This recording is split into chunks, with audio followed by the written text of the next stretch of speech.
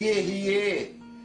Ele é o grande guerrier. Eu serei o que serei. Ele está na frente. Então, ele está em todo espaço, em todo local. Não tem tempo. A física quântica para ele é ele que controla tudo no universo, nas galáxias. Ele é um só. E ele, na sua transcendência, continua a operar. Mas na sua emanência, ele consegue se transformar em um Melahim, em um homem. E se faz carne. Eis porque Yeshua disse: eu e o Pai somos quantos? Não, somos um só. Somos um. Exatamente no Concílio de Niceia, as doutrinas da Bíblia, da Torá, foram lançadas por terra. A Bíblia diz que lançou a verdade por terra, fez isso e prosperou. É incrível, prezado telespectadores, por incrível que pareça. Também outra doutrina que entrou foi a doutrina dos nomes. Exatamente quando eles substituíram os nomes bíblicos, um dos nomes mais tremendos que neste grande conflito adentrou era o próprio nome de Hassatã, o nome do Sol, o nome de Shemuel, transferido agora para Nimrod, que era o nome de Sol. E o Sol, na língua celta, você poderá encontrar no Egito, desenvolveu esse nome, que até hoje é conhecido com o nome de Zéus.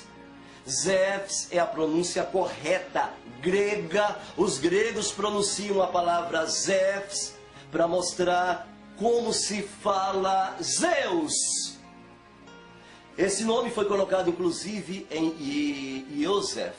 Yosef, quando ali no Egito, José, eles colocaram o nome dele de Zeus Nut Parneia.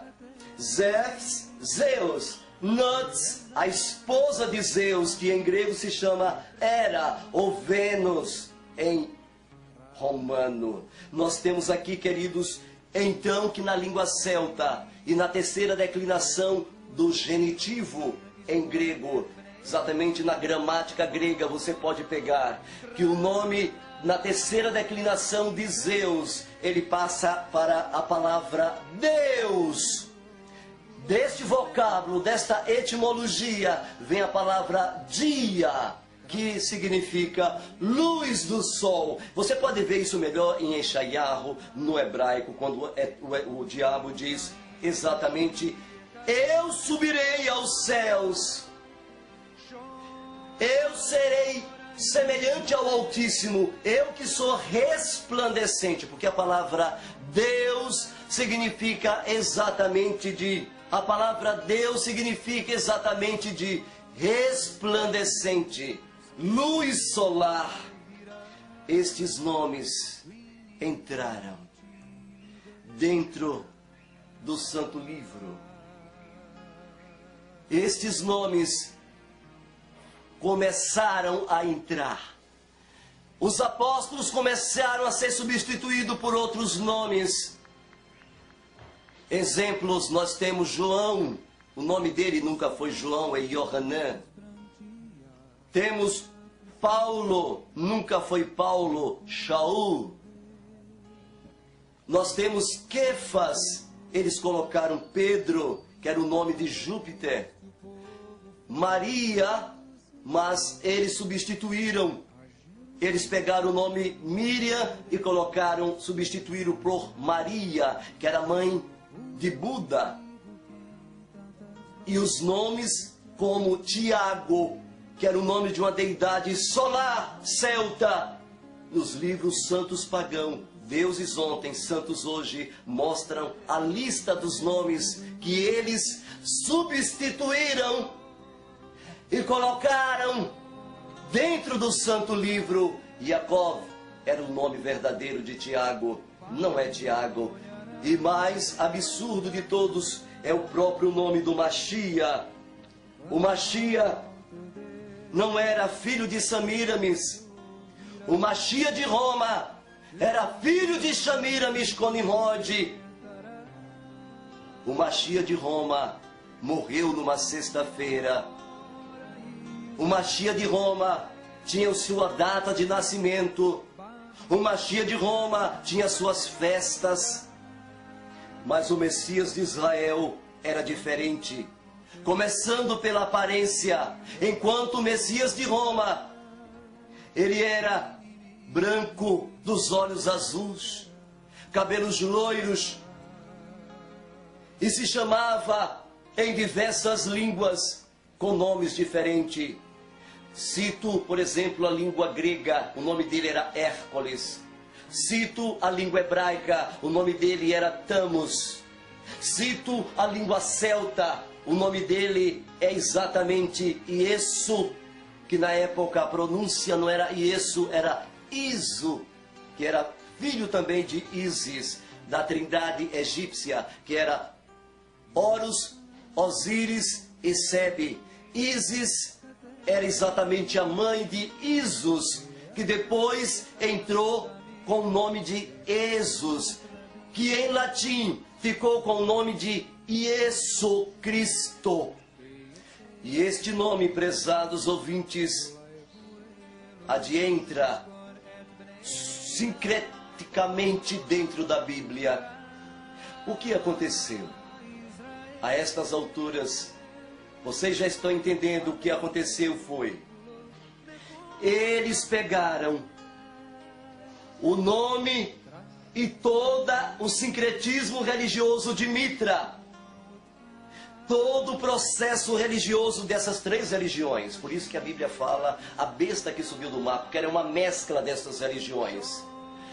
E eles então olharam para o Mashiach de Israel e fizeram uma colagem histórica. Eles jogaram a história de Mitra, a história de Iesu, e mesclaram dentro do Messias de Israel, que era moreno, cabelo crespo, meio negrotado. Ele era meio negro, o cabelinho crespo. E o Império Romano, prezados ouvintes, nunca aceitaria um salvador judeu. Jamais o Império iria aceitar um salvador judeu. Então eles substituíram, era mais fácil, era mais cômodo e é interessante, era um costume de Babilônia. Babilônia, na época, ela tinha por costume de, quando você se tornava parte integrante do seu ministério, do sacerdócio das virgens vestais ou dos sacerdotes de Tamus, de Samiramis, eles tinham o costume de mudar os nomes. Um dos exemplos bíblicos que nós vemos aí é a questão de Daniel, quando entrou dentro de Babilônia. Imediatamente o nome de Daniel, Elohim é o meu juiz, Elohim Dan é o meu juiz, eles substituíram por Belsazar. Assim fizeram também com os três rapazes, quando serviram dentro do templo lá de Babilônia. Eles substituíram os nomes de Azariahu, Zecariahu e Misael. Foi substituído imediatamente por Mesaque, Sadraque e Abednego, três nomes de demônios, todos os nomes da mitologia pagã, dentro das virgens vestais e dentro dos sacerdotes. Estes nomes eram imediatamente substituídos quando a pessoa entrava para ser sacerdote ou virgens vestais dentro dos templos de adoração a estes deuses de Baco, e assim sucessivamente. Acontece então, prezados telespectadores, que neste período, este período é o pleno período da idade, é o começo da idade das trevas, é o começo da idade escura, e todas essas substituições foram executadas. O sincretismo agora estava pronto. Satanás, Shemuel, fez as devidas substituições, então ele cria a sua própria Bíblia. A Bíblia, como ela é hoje, prezados telespectadores, ela foi exatamente, nos diz o livro de Armindo de Abreu. Armindo de Abreu trata com clareza em seu livro O Poder Secreto. Armindo de Abreu, então, ele fala exatamente as seguintes palavras: que a Bíblia, tal qual nós temos hoje, é um produto criado por Constantino. Criado por Constantino, é tremendamente feito uma substituição de tudo. Aproximadamente foi encontrado na Bíblia cerca de 52 mil adulterações. 52 mil adulterações. Para começar, os evangelhos nunca foram 4 evangelhos. Na verdade, eram 360, mas o bispo Irineu era altamente supersticioso. E ele pegou só 4 evangelhos. Outros motivos levaram eles pegarem só 4 evangelhos. Eles queriam que o poder da igreja fosse suprema na época, controlasse tudo, e não queria ter uma ideia que a igreja pudesse ser debaixo de uma árvore, debaixo de uma casa ou em qualquer região. Eles queriam passar para a sociedade presente que a igreja teria que ser estabelecida em um local distinto, e você, para ser salvo, tinha que ir para aquela determinada igreja. Era esta a ideia pelo qual eles criaram somente 4 evangelhos, no qual os outros 360 não apoiavam estas ideias. E então a Bíblia foi substituída gradativamente. Foi feita uma tradução altamente tendenciosa. E no ano 340, Constantino convoca as diversas, os originais da Bíblia, como o aramaico, o hebraico, e eles destroem tudo isso. Faz com que o hebraico e o aramaico fossem queimados. Eles convocam então os mosteiros para vigiarem. Aonde tinha hebraico, aonde tinha aramaico, eles queimavam. Durante milênios, esse processo de queima de livros de origem hebraica e aramaica foi então executado, queima destes livros. Eles faziam durante a Idade Média fogueiras para queimar estes livros. E eles queimaram tudo de origem do hebraico e do aramaico. E logo em 340 Constantino aparece com um livro que ele chama de Septuaginta. E ele diz: eis aqui os originais da Bíblia. Interessante, estava no grego, hein? É impressionante. O hebraico e o aramaico eles queimaram. E agora aparece com um material grego dizendo que eram os originais da Bíblia. Eu te pergunto, querido telespectador, exerça a sua cabeça e exerça a sua inteligência. Eu chamo a atenção para a sua inteligência. Eu pergunto, não dá para desconfiar, prezado ouvinte?